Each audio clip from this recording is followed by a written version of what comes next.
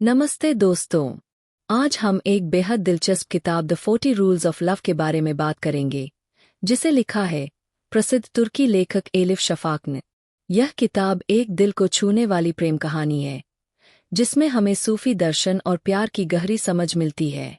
तो चलिए जानते हैं इस किताब के बारे में। इस किताब में दो समानांतर कथाएं चलती है। एक कहानी है एलिया नाम की एक गृहिणी की, जो एक लेखक के लिए साहित्यिक एजेंट के रूप में काम करती है, और दूसरी कहानी है 13वीं सदी के महान सूफी कवि रूमी और उनके गुरु शम्स ताबीजी की। एलिया की जिंदगी एक आम सी जिंदगी है, लेकिन जब उसे शम्स ताबीजी और रूमी की कहानी के बारे में पता चलता है, तो उसकी सोच और दृष्टिकोण बदलने लगता है।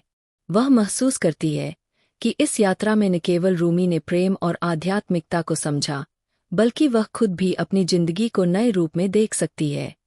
शम्स ताबीजी ने रूमी को प्रेम और जीवन के बारे में 40 महत्वपूर्ण नियम सिखाए थे, जिन्हें द 40 रूल्स ऑफ लव के रूप में जाना जाता है।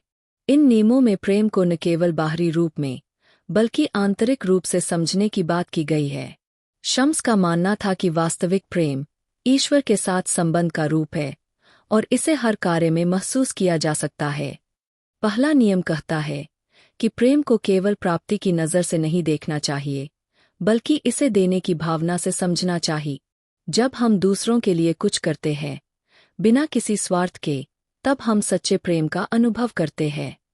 दूसरा नियम बताता है कि प्रेम केवल एक दूसरे से नहीं, बल्कि अपने भीतर से भी शुरू होता है। जब हम खुद से प्रेम करते हैं और अपनी पहचान को समझते हैं, तभी हम दूसरों के प्रति सच्चा प्रेम अनुभव कर सकते हैं। तीसरा नियम कहता है कि प्रेम में धैर्य की आवश्यकता होती है। जैसे एक बीज को पेड़ बनने में समय लगता है, वैसे ही सच्चा प्रेम भी समय और धैर्य की मांग करता है। एलिया की जिंदगी में धीरे धीरे बदलाव आने लगता है।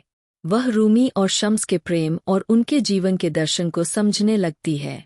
उसकी सोच में गहरी मानसिक और आध्यात्मिक परिवर्तन आते हैं, और वह अपने जीवन को एक नए दृष्टिकोण से जीने लगती है।